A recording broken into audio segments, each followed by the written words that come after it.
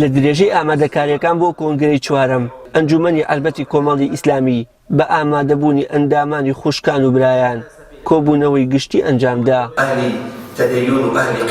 ئەندامانی کۆمەڵ لەسەر جەمشار و شارۆچکەکاندا پێکەوە لە هەوڵی سەرخستن و پتەوکردنی ڕیزەکانی کۆمەڵدان و لەو چوارچێوەیەدا نوێنەرانی خۆیان بۆ کۆنفرانسە ناوخۆییەکان دیاری دەکەن.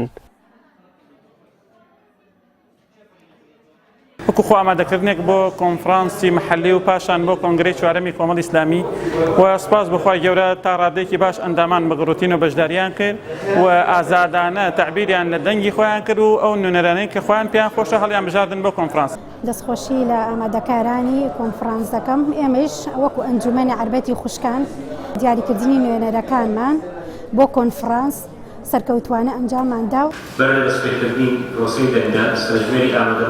کۆمەڵی ئیسلامی کوردستان هەمیشە وەک حیزبێکی نوێگەر لە هەوڵی نوێبوونەوەدایە و هەر ئەمەش ئەو باوەڕی لای ئەندامەکانی دروست کردووە کە ئاسانترین بڕێ لای سەرکردە و ئەندامەکانی بەستنی کۆنگرەیە. لەبەر ئەوەی لای کۆمەڵ کۆنگرە تەنها ئامڕازێکە و ئامانجیان داگۆکیکردن لە هەڵوێستە سیاسیەکانی ڕابردویان و خوێندنەوەیەکی گشتگیر و بابەتیانەترا بۆ ڕەوش و بارودۆخی هەرێمی کوردستان و ناوچەکە. بە درێژایی ئەمڕۆ خەریکی کۆبوونەوە گشتیەکانین سەبارەت بۆی کە نوێنەرانمان دیاری بکەین بۆ کۆنفرانسی داهاتوو ئینشاءڵڵا و لەوێشەوە بەرەو کۆنگرە بەڕێیان بکەین بە ئیزنی خوای پەروەردگار.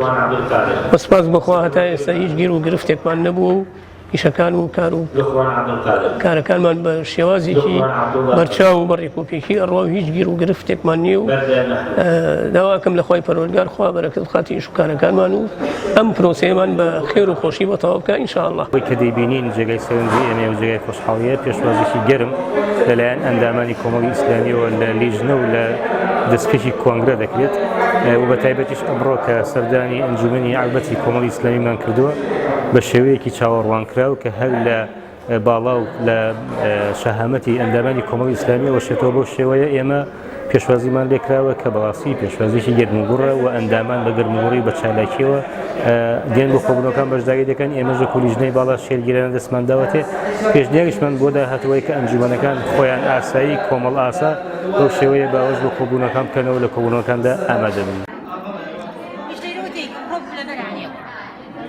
لە هەڵبژاردنێکی ناوخۆییدا و بە شێوەیەکی داخرا و نوێنەرانی ئەنجومەنی ئەلبەت بۆ کۆنفرانسی چاوەڕوانکراوی ئایندی حیزبەکەیان دیاری کرا.